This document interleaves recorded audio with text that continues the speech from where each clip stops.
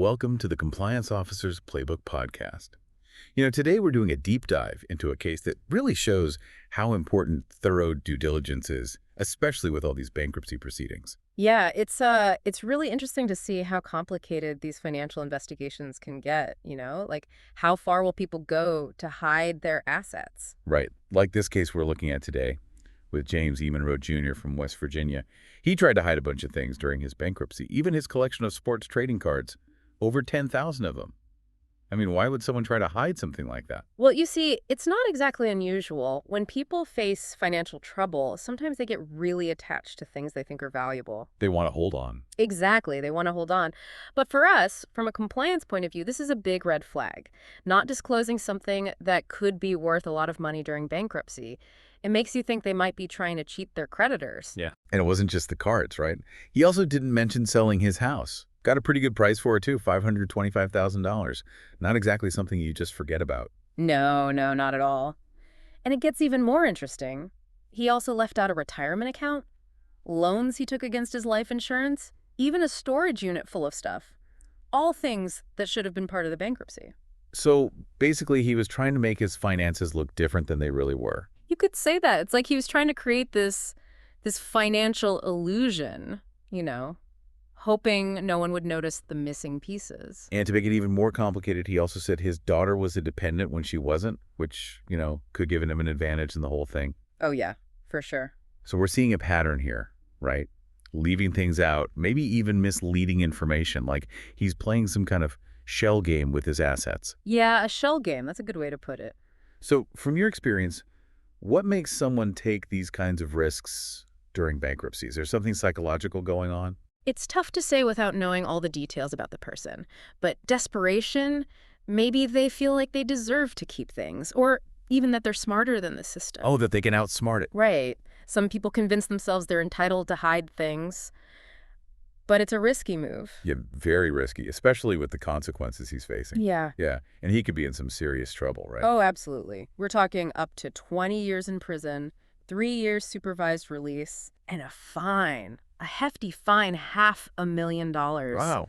It's a big deal. The courts don't mess around with financial crimes, They can really shake up the whole financial system. It's not just about one guy trying to get away with something. It's about keeping things fair for everybody. It really shows how important compliance officers are. They're kind of like financial detectives in a way, right? Putting all the pieces together, looking for clues that someone might be trying to pull a fast one. Yeah, that's a great way to think about it. And doing your due diligence is so important, especially when you're dealing with bankruptcy cases. Got to look beyond what's on paper, check the facts, and always be on the lookout for those red flags, the things that make you suspicious. You keep mentioning red flags. Like, what are some examples? If you were looking at a case like this, what would make you dig a little deeper? Well, if the numbers don't add up, that's always a big one. Like if someone says they make a certain amount of money, but their lifestyle doesn't match up, or if there are big gaps in their financial history that they can't explain, that's a warning sign. I see. Or let's say you see some unusual transactions, especially the complicated ones that seem designed to hide where the money's coming from or going to. That's a red flag too. And of course, anything like what we saw with Monroe trying to hide assets, that sets off alarm bells immediately. So it's not just about checking the paperwork. It's about really understanding what it all means, connecting the dots. Exactly. Compliance is not just sitting at a desk and filing papers. It's about thinking critically, understanding the rules, the laws, and the ethics of everything that's going on. You got to be able to see what risks are out there and figure out how to handle them. It sounds like having a good compliance program in place is crucial, wouldn't you say? Absolutely essential. It's like, imagine a security system for your organization's money. You need clear rules that everyone understands, training so people know what to watch out for and who to report to. You need systems to catch any weird stuff happening and make sure everyone is doing what they're supposed to. Makes sense. Yeah. So in a way, compliance officers aren't just protecting their own company. They're kind of protecting the whole system, right? You got it. They're the first line of defense against financial crime, making sure the market is fair and transparent. And in this case, it looks like the FBI and the U.S. Trustee Program worked together, which was really important in uncovering what Monroe was doing. That's a great point. Fighting financial crime takes teamwork. Sharing information, working together. That's how you make a difference. This is why cases like this are so important, right? Yeah. Money laundering and stuff like that, it affects way more than just the people directly involved. Oh, for sure. It messes with people's trust in the whole financial system, makes it harder for honest businesses to compete, and sometimes it can even lead to other criminal activities. Oh, that's scary. It is. Think about it. If someone can launder money through a business, they're getting an unfair advantage over everyone else.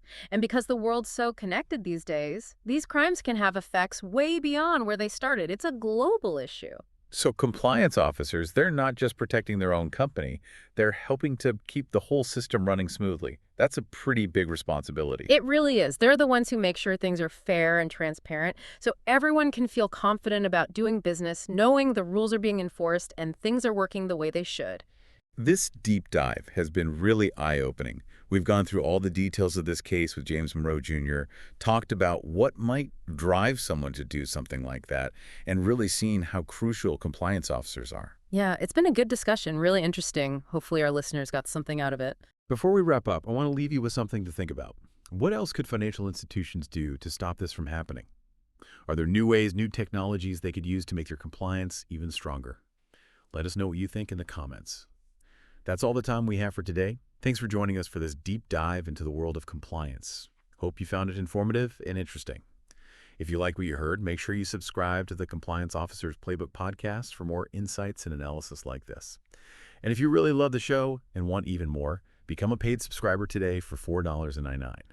You'll get full access to all our premium episodes with even more in-depth stuff, great stories, and valuable content you won't find anywhere else.